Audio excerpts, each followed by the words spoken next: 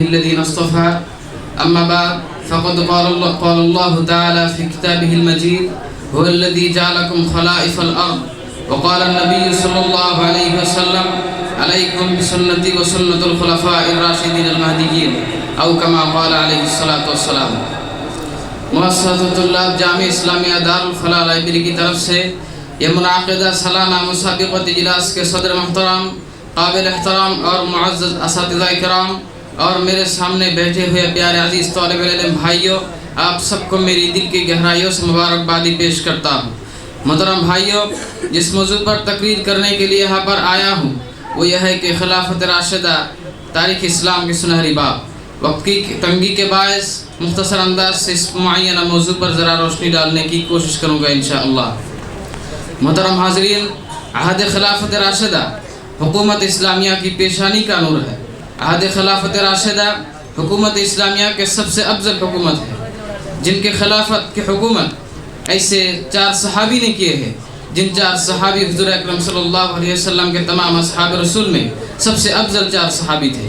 یہ خلافت قیامت تک آنے والے تمام امت کے لیے ایک اسوہ حکومت ہے، جن کے شان پر اور اصحاب رسول کون ہیں، جن کے شان پر رب العزت فرماتے ہیں رضی اللہ عنہم ورضوا عنہ۔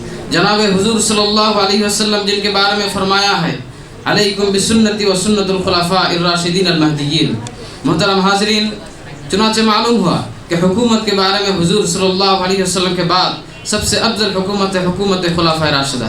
محترم حاضرین، جن کا عہد خلافت میں اسلام پوری آن بان کے ساتھ پورے عالم کے مختلف اطراف میں جھنڈے برحق لہراتے لہراتے پھیل گئے، جن کا عہد خلافت میں قرآن و حدیث صحیح طور پر تحفظ میں پوری پابندی لگائی گئی ہے، جن کا عہد خلافت میں اسلام پوری طور پر محفوظ تھی، جن کا عہد خلافت میں قرآن و حدیث کی تحفظ میں پوری پابندی لگائی گئی ہے، جن کا عہد خلافت میں بہت سی فتوحات حاصل ہوئی ہے، جن کا عہد خلافت میں بہت سی فتوحات حاصل ہو کر مختلف مکان پر اسلامی حکومت قائم ہوئی ہے، ایسے ان کے عہد خلافت کو ان کے لیے سنہری باب کہتے ہیں۔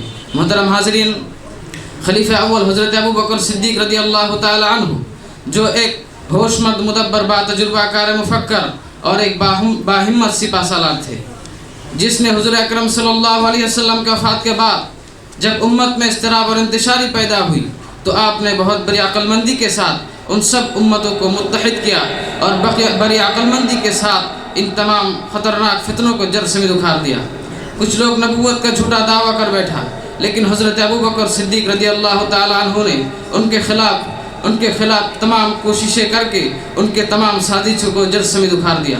محترم حاضرین، خلیفہ ثانی حضرت عمر فاروق رضی اللہ تعالی عنہ کیسے خلیفہ تھے، جن کے شان پر رسول اکرم صلی اللہ علیہ وسلم فرماتے ہیں لو کان بعدی نبیا لکان عمر۔ تو ایسے عظیم شخص کی خلافت کیسا ہوگا، یہ ویسے ہی مفہوم ہوتا ہے، جن کا عہد خلافت میں اشاعت اسلام پوری شان و شوکت سے پورے دنیا میں پھیل گئے، جن کا عہد خلافت میں ہمدان فتح ہوا، جس کے عہد خلافت میں مدائن فتح ہوا، قصرابیس فتح ہوا، رام ہرمز فتح ہوا، تستر فتح ہوا، ہمدان فتح ہوا، نہاون فتح ہوا اور تگرستان فتح ہوا، مکارم فتح ہوا، اور ایسے مختلف جگہ شام و فلسطین میں فتوحات حاصل ہوئی اور پوری دنیا میں فتوحات حاصل ہو کر وہاں پر اسلامی حکومت قائم ہوا۔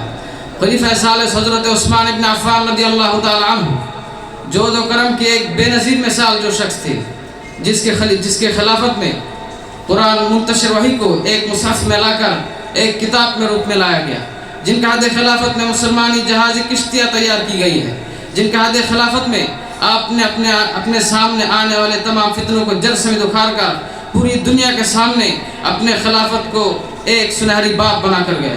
خلیفہ رابع حضرت علی رضی اللہ تعالی عنہ، ان کے عہد میں جب امت کے اندر جو خانہ جنگی پیدا ہوئی تھی، آپ نے بڑی عقل مندی کے ساتھ تمام امت کو ایسے خطرناک فتنے سے سنبھال کر سب کو متحد اور متفق کیا۔ محترم حاضرین، جب خوارج کی فتنہ کی جال آگ اٹھی تو حضرت علی رضی اللہ تعالی عنہ نے تمام خوارجوں کو ان کی فتنہ کو جڑ سمیت اکھاڑ دیا۔ محترم حاضرین، یہ خلفائے راشدین، ان کی خلافت ہی تمام امت مسلمہ کے لیے اسوہ ہے۔ یہ وہ خلافت ہے جو قیامت تک آنے والے تمام امت کے لیے ایک اسوہ ہے۔ حکام جو تھے، جن کی امانت داری بے نظیر تھی، حضرت ابو بکر صدیق رضی اللہ تعالی عنہ، حضرت علی رضی اللہ تعالی عنہ، حضرت عمر فاروق رضی اللہ تعالیٰ عنہ، حضرت عثمان ابن عفان رضی اللہ تعالیٰ عنہ کیسے خلیفہ تھے. بدن میں کپڑے نہیں ہیں، کھانے کے لیے کھانا نہیں ہے، رہنے کے لیے جگہ گھر کچھ بھی نہیں ہے، لیکن پھر بھی امت کے لیے سوچتے تھے ہمیشہ، پھر بھی ہمیشہ امت کے لیے سوچتے تھے اور فکر کرتے تھے. رات نہیں، دن نہیں، دوپہر نہیں، ہمیشہ امت کو لے کر فکر کرتے تھے. محترم حاضرین، جن کے خلافت میں دعوت اسلام اور جہاد فی سبیل اللہ پورے دنیا میں پھیل گئے، جن کے عہد خلافت میں تحفظ قرآن و حدیث و ختم نبوت میں جو لوگ رقیب عتید جیسے تھے، ہمیں سمجھنا چاہیے کہ صحابہ کرام کون تھے. جنگ میدان میں رسول اکرم صلی اللہ علیہ وسلم کے آگے پیچھے، دائیں اور بائیں جو لوگ خون کے آخری قطرے تک لڑتے رہے. صحابہ کرام وہ ہیں جو لوگ خون کا ایک قطرہ تک کافر اور مشرک کے خلاف لڑتے رہے. صحابہ کرام وہ ہیں جو کفر اور شرک کے خلاف جہاد کرتے تھے. صحابہ کرام وہ ہیں کافر اور مشرک کے خلاف خون کے آخری قطرے تک جو لوگ لڑتے رہے. عزت رسول پر جو لوگ اپنے خون کا آخری قطرے تک لڑتے رہے، وہ تھے صحابہ کرام. ہم تک اسلام کو پہنچانے والے ہیں صحابہ کرام. اصحابی کالنجوم ہے صحابہ کرام. بِأَيِّهِمْ اقْتَدَيْتُمْ اهْتَدَيْتُمْ ہے صحابہ کرام. صحابہ ہمارا دوست ہے، صحابہ ہمارا بھائی ہے، صحابہ ہمارا مسلمان ہے، صحابہ ہمارا جذبہ ہے، صحابہ ہمارا معلم ہے، صحابہ ہمارا سردار ہے، صحابہ ہمارا معلم ہے، صحابہ ہمارا مجاہد ہے، صحابہ ہمارا مقاتل ہے، صحابہ ہمارا محارب ہے، صحابہ ہمارا جنگجو ہے، صحابہ ہمارا بہادر ہے، صحابہ ہمارا جنگجو ہے، صحابہ ہمارا جذبہ ہے، صحابہ ہمارا مجاہد ہے، صحابہ ہمارا فقیہ ہے، صحابہ ہمارا محدث ہے، صحابہ ہمارا مفسر ہے، صحابہ ہمارا داعی ہے، صحابہ ہمارا واعظ ہے، صحابہ ہمارا حق کا معیار ہے.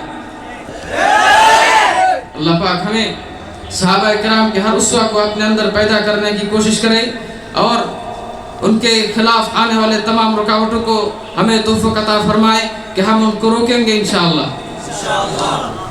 اللہ پاک ہمیں خلفائے راشدین کی عہد خلافت کو اسوہ کے مطابق پکڑ کر ہمارے دین اور ایمان کے خاطر ہمارے اندر اسے قبول کرنے کی توفیق عطا فرمائے. آمین. نصر من اللہ فتح قریب وبشر الصابرین. السلام علیکم ورحمۃ اللہ وبرکاتہ.